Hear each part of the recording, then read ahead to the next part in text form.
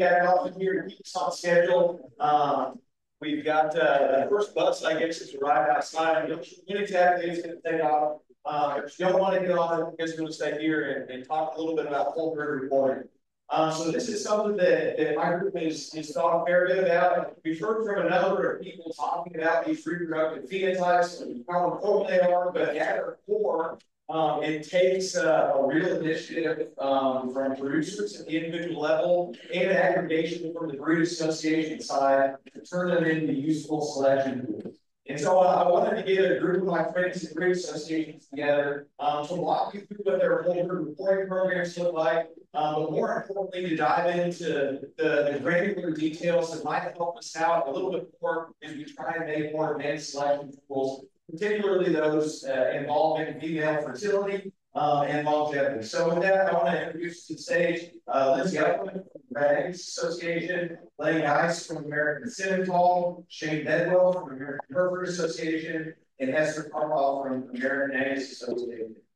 And the sort of way that I set this up is pretty open-ended. So my hope is that I can answer a question or two, but I'd really like for the audience to be involved here. If you're a producer who cares about whole herd reporting, if you think it's a pain in the butt, whatever that looks like, I think that we'd like to have some questions about that, which I believe will stimulate a deeper conversation about how these tools are useful to us. So with that, I asked each of the panelists to give about a 5-minute overview of what whole herd reporting looks like in their particular breed. There are some nuances here. There's a lot of shared infrastructure, I know, but wanted them to have a little bit of a chance to talk about that. So we'll kick off with Lindsay right off the top.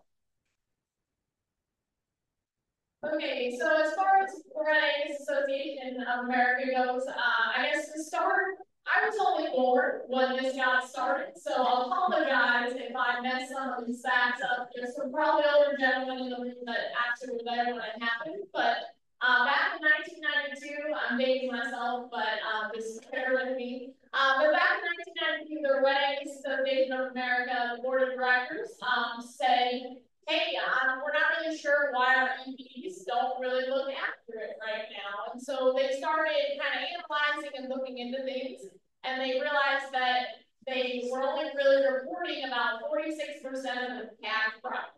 And so based on that, they had essentially a biased reporting of their calves. And so they were, how do we fix this?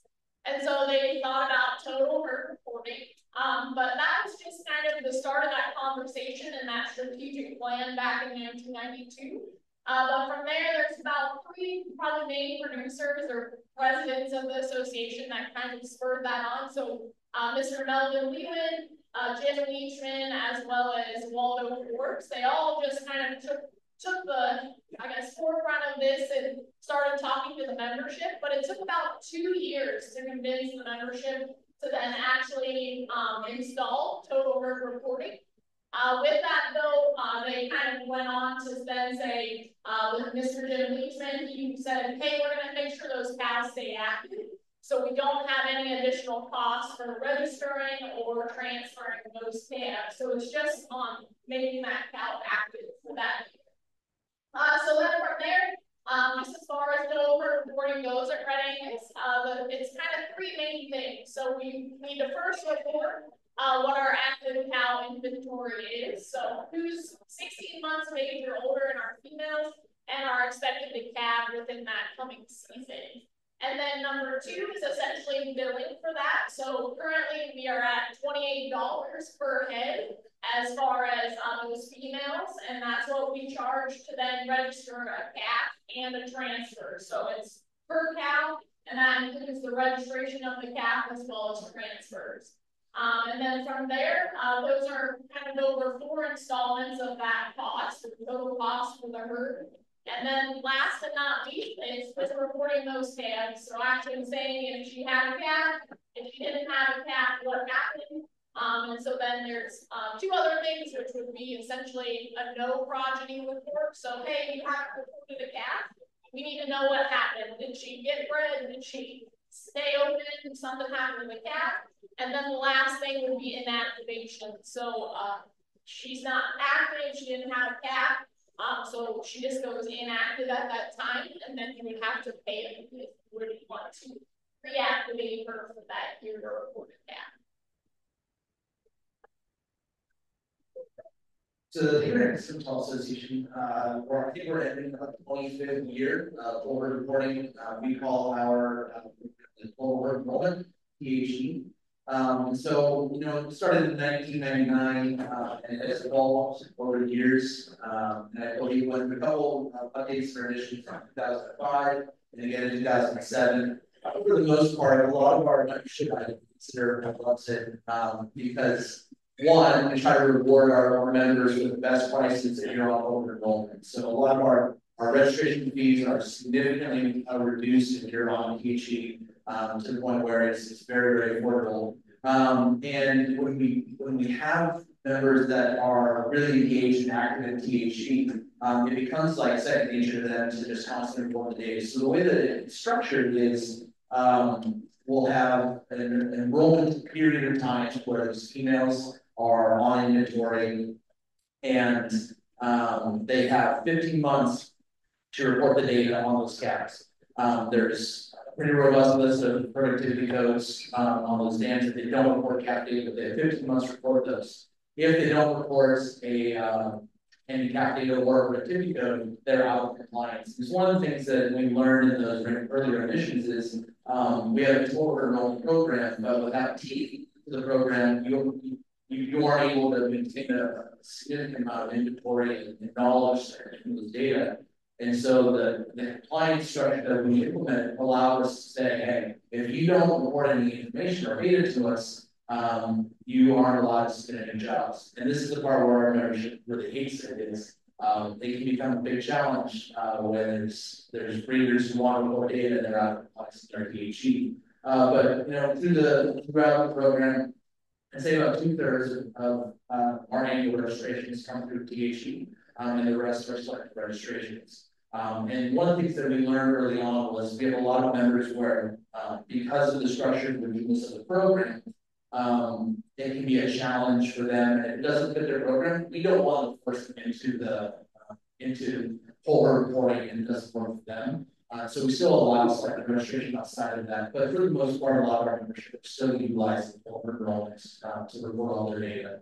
And lately, we've been using a lot of the data for creative methods for developing our pregnancy phenotypes, and I'm sure we'll probably get into some of that. But yeah, it's one of our main programs. It basically becomes the funnel for a lot of our other services that we provide for membership. Produce genotyping programs, set programs, all of those are going through PhD because we utilize that as the premier data source for our membership. All right, I have the privilege to work for the American Hereford Association. Hereford Association would have started their basic performance program in 1963 and began collecting data and phenotypes. And then formally, the whole Hereford TPR program was started in 2001 with a lot of the work that was done here at BIF and those core principles around Hereford reporting. Would have been what the association and the board at that time, and leadership, stood behind and kind of put in place. So we're inventory based for older TPR, 2 different seasons, spring and fall. You've got to turn in your inventory reproductive status on those females, and we charge by the cow. It would be around $5. We give an incentive if you get that inventory in early. You get a main price, and then if it's late, you get a surcharge on that inventory. It's about a 3-month difference. If you get them in early, it stays that way for about 6 months, and then you get a surcharge on after that. So that is one of the basic main requirements. We also, the other mandatory traits with TPR is cavities. On the calf, obviously, and then the other required trait would be weaning weight. And so, Lynn talked about compliancy. You have 2 years on that calf crop to get that information turned in, or you fall out of compliancy. So the big deal with that is you either get EPDs if you're a compliant TPR breeder, or you don't get EPDs. So if you fall out of compliance, even though you're enrolled in TPR, your EPDs will be turned off and then subsequently turned off for any animals that you know, you potentially may sell and get transferred to another member. We do have 2 different programs. Not the entire registry is mandated to be in TPR, so we have what we call pedigree breeders. They still can get a registration paper, but with just no EPDs. So there's kind of 2 different forms.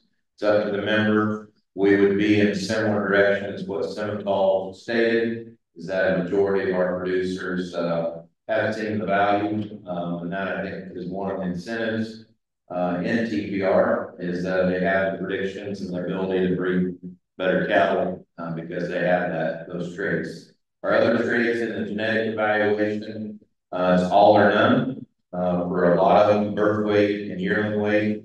If you're not reporting all of your calf crop, that data does not get used in the evaluation. You don't have to turn it in, but if you turn in some of it,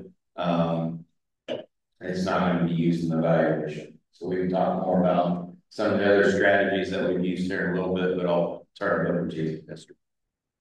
Thanks. So for the American Angus Association, can't really talk about whole herd reporting unless we go back a little bit further.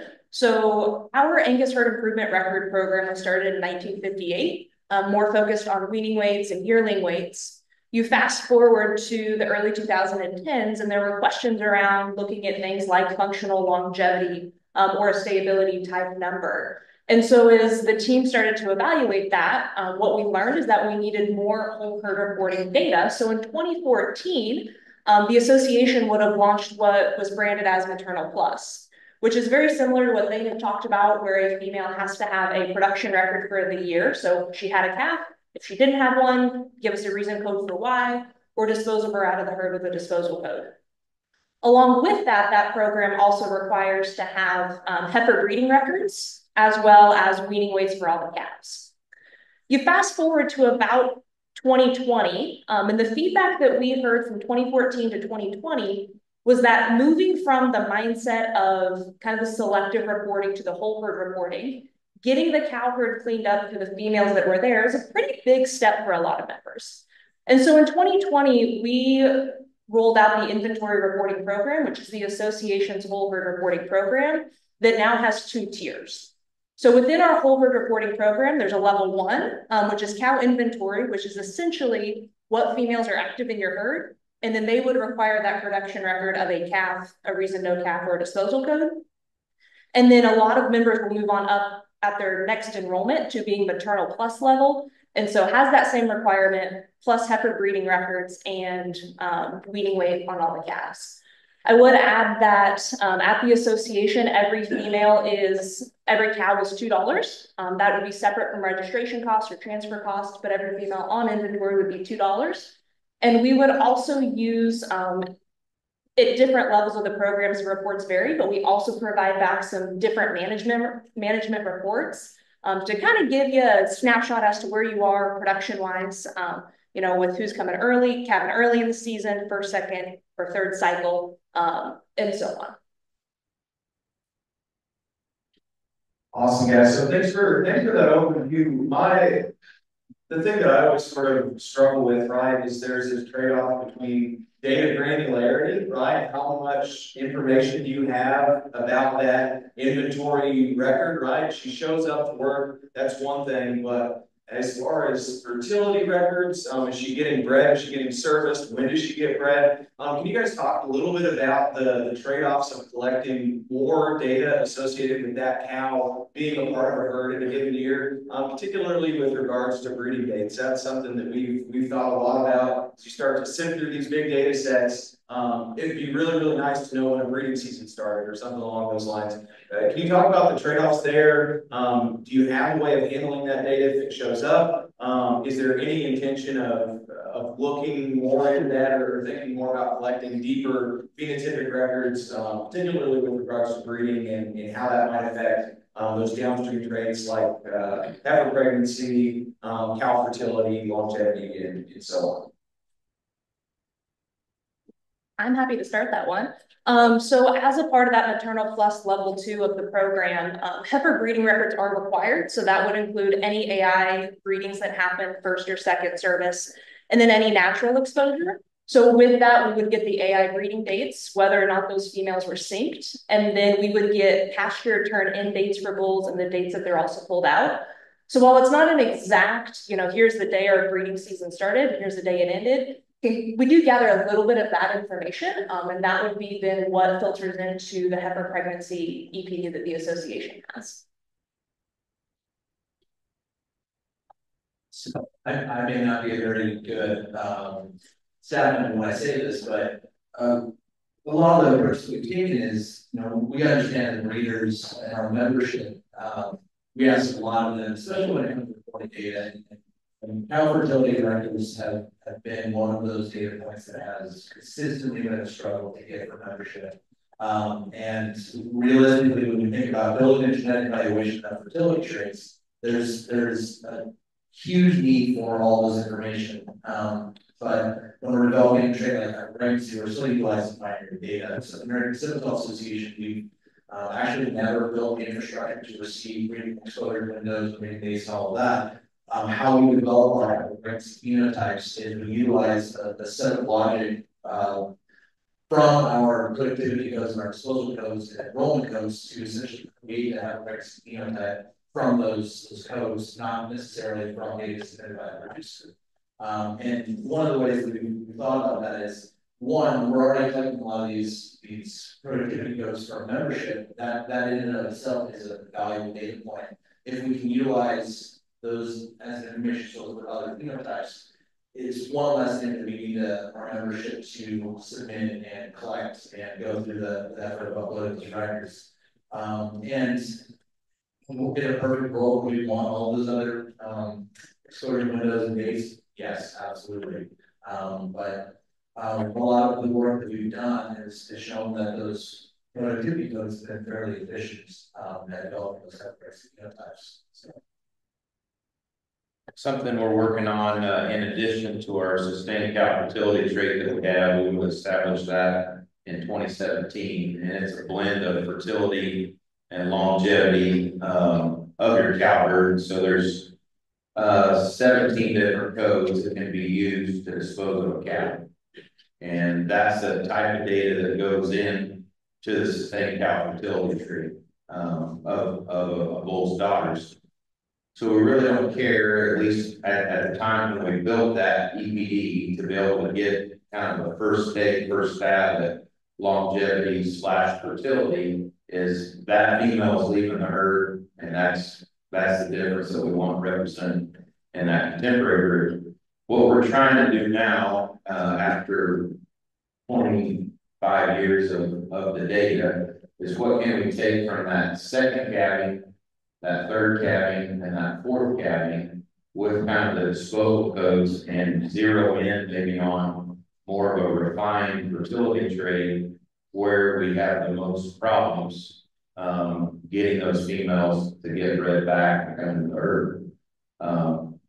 Most generally, British breeds don't have a hard time anymore. We've made so much progress in heifer fertility, and we've made a lot of progress there. We think that with the whole herd reporting on the data, what we've been able to max over those 25 years, if we can dig in between those calvings from 2-year-old to say a 5-year-old and pull out some of that information.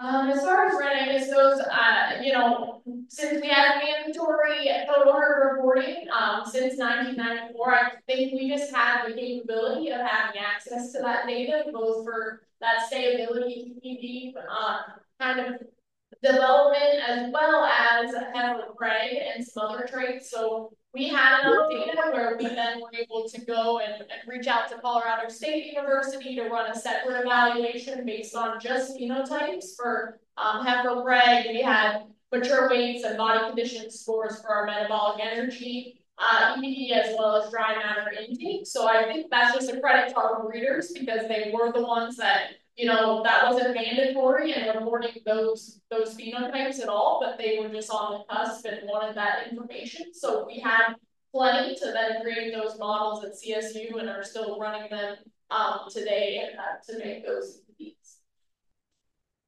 Awesome, and I think that Lindsay is a lead into my next question, which is if we want to ask for more information ever, right? If we want to ask for a breeding date, right? What's the incentive there? Lane talked a little bit. It touched a little bit on the fact that producers that are doing this and doing it well see value in the EPD that comes out the other end, right? But and this can be expanded to more and more phenotypes, right? Whether or not it's related to whole herd reporting.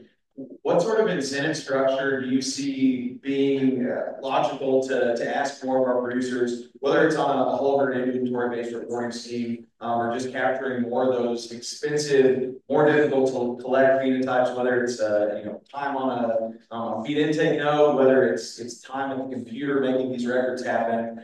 Just talk a little bit about incentive structures and how we might creatively do a little bit more work there from your point of view, or things that your association is considering in particular.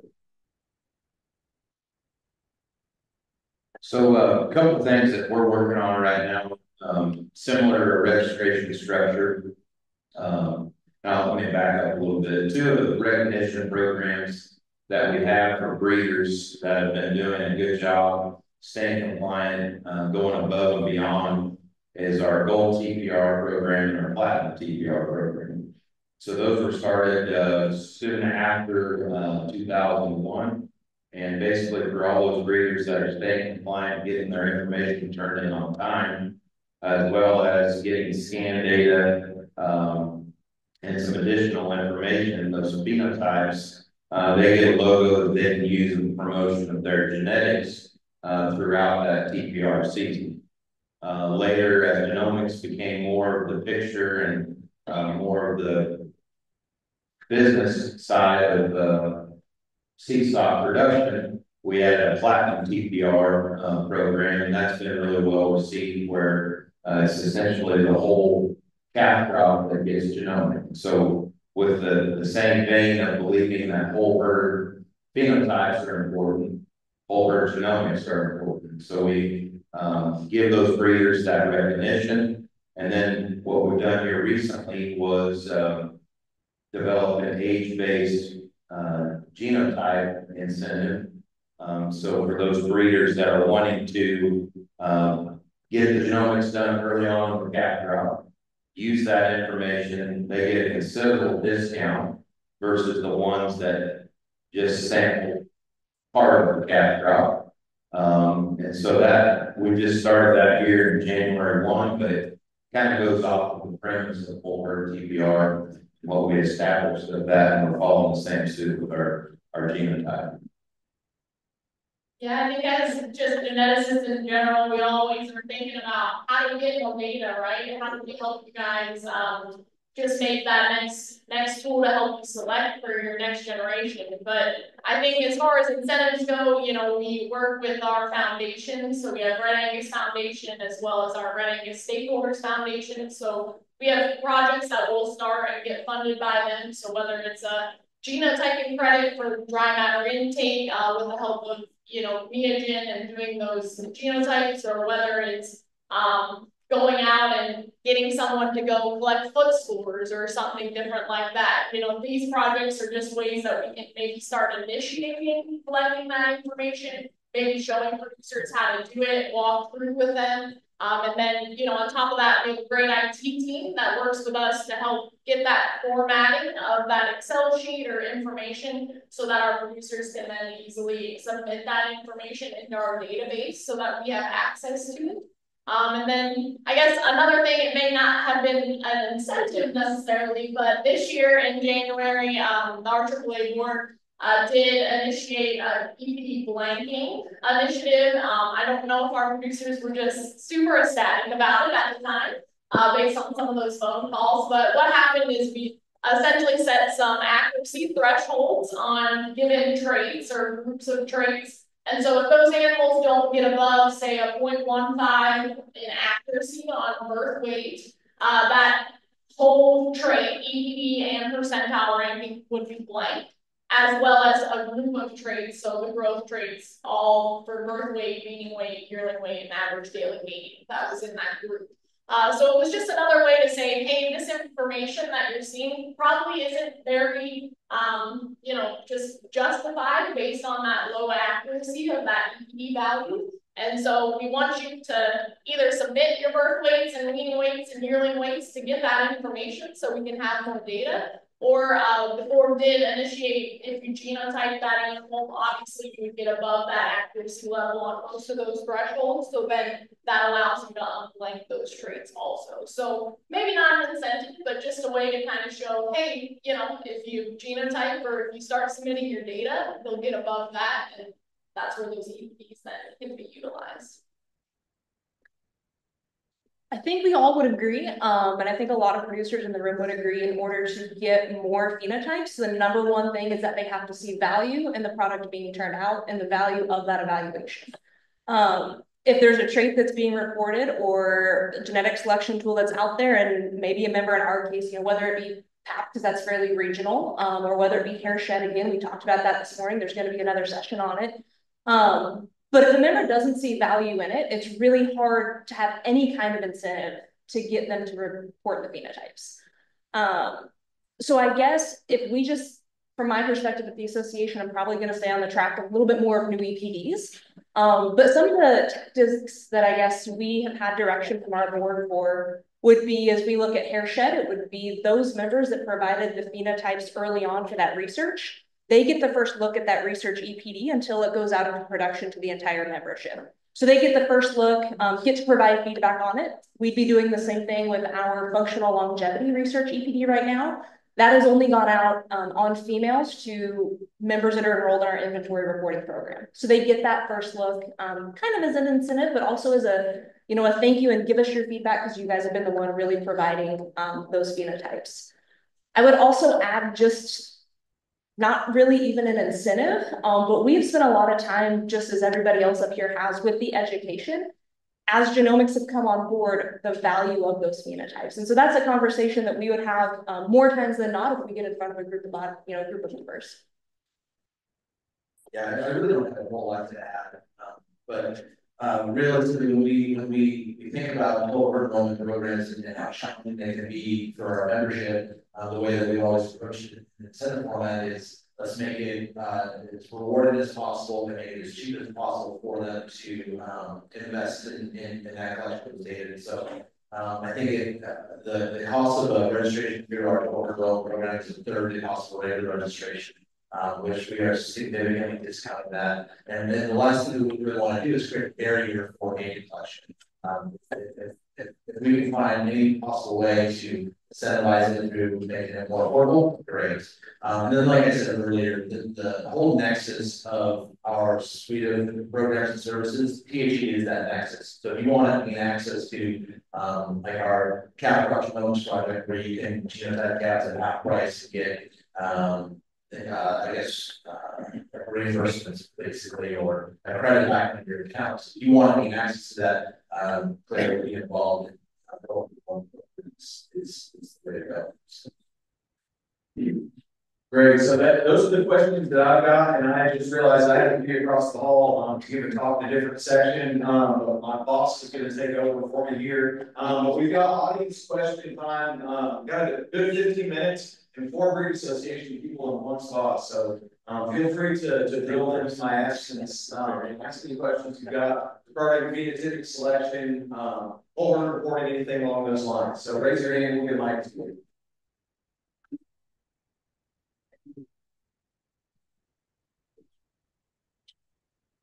So the grass, turn this on and turn this off.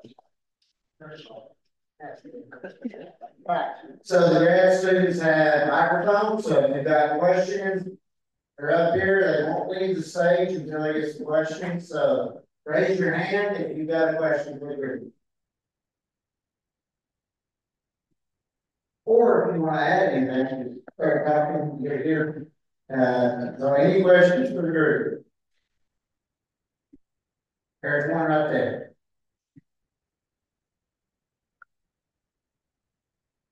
we've been hearing that, with the use of genomics, that there has been, maybe less actual data turned in. And so what do each of the respective breed associations plan to do to incentivize actual data reporting? I'll touch on that one first. And I believe we have a presentation tomorrow where it's in an era of genomics, phenotype is still king, right? Clearly, collecting phenotypes is really the core purpose of what members need to be doing. And to your point, yes, as genomics have taken more and more, I guess, taking more of a foothold within the practices of our membership, it has allowed a slip of them for collecting phenotypes. And the way we counter that is through those genomics programs say, we'll provide you as affordable pricing as possible on the genomics, but if you want to get credit back, if you have to send in phenotypes. So the way that half project works is it's half price genotyping. But if you submit birth weights and weaning weights, you get a $5 credit. If you send in mature cow weights and body condition scores, you can get a $15 credit back. If you send in carcass data, you get another $15 credit back. So the way that we've approached it is we have a pool of money that allows for us to incentivize collection of phenotypes alongside the collection of genotypes, because we really care about improving the predictive power of genomics, and to do that we need. I'd say at the American Angus Association, that's something that we keep a really close eye on, are those phenotypes coming in, especially relative to registrations and or where those genomic profile tests sitting at. As we get this question, the best thing that we do is we go back and ask the data to tell us how much data is coming in. And fortunately, at the association, we don't see that downward trend. We've held pretty steady over the last 10 years relative to the number of birth weights that have been submitted or the number of weaning weights. So fortunately, at this point, we've not seen that decline in those phenotypes. We've seen an increase in our genotypes, right? Those genomic profile tests. But we still have a healthy database for phenotypes coming in from association members. I mean, I really don't have much to add. I mean, with the UPD blanket initiative, just with some of those incentive programs on genotyping credits, we're trying out Lindsay. I mean, there's always something that I think we're trying to do to ask for phenotypes and hopefully incentivize our producers to submit those. But again, I mean, honestly, it's up to you guys out there in the audience at the same time. I mean, here's some of our head producers and with the foresight into it. So if we hopefully can get the word out that we still need phenotypes, right? It's not just all about those genotypes, then hopefully we can get the word out. But I just think it's part of that education and just constant reminder that those are truly key to us, maybe new traits or new EPDs and tools to utilize for you guys.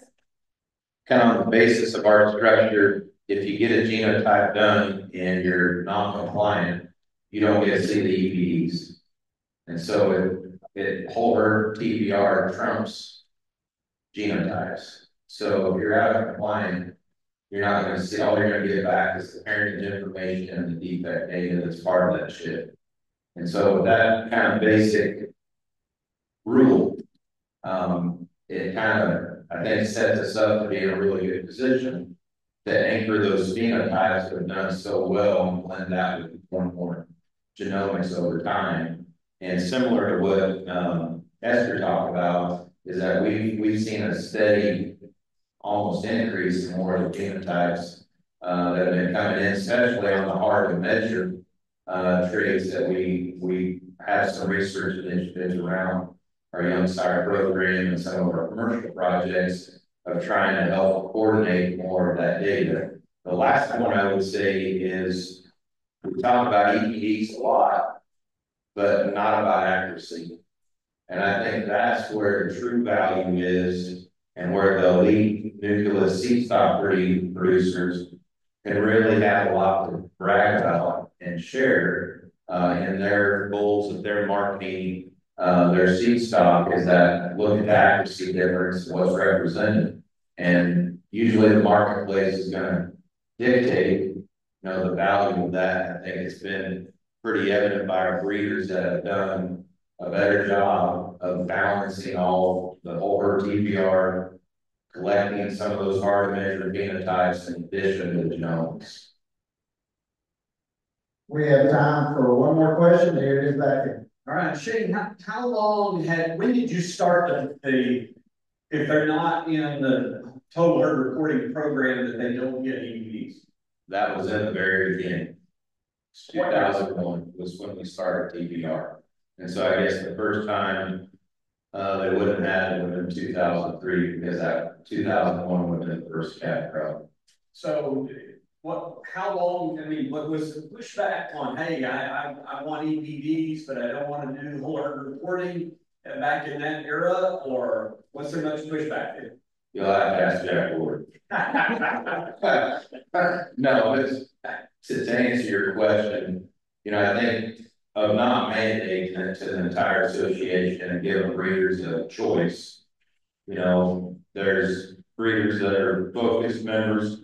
Every member is important, okay, to our organization, and those members that don't love EPDs or see the value in them, they can get that registration paper, pedigree, all that stuff that is historical to the breed and that foundation, and not have to press on. So that's kind of the optional point, I guess. To your point. I love it. Shane, I think it does great justice to the beef industry to, you know, those that don't want to have it, they don't have to. But it drives people to do, and Lindsay, I love the Red Angus is doing, where if you DNA, then it does what enhances DNA collection. But man, if you pointed out accuracy, Shane, if we can really drive that accuracy up, and there's more accuracy now than ever before with genomic enhancement. And you know, Esther, I remember when Angus started, if it was you know, from 2 interims, then it more or less a low accuracy EPD. So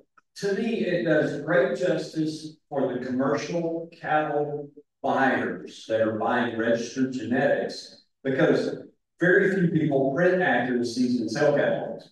Yet there's huge variance in accuracies of cattle in the registered business today. So I applaud that. Thanks for what y'all are doing to enhance the value, the promotion of reporting more data and genomic testing. All right, I'd like to thank the panel.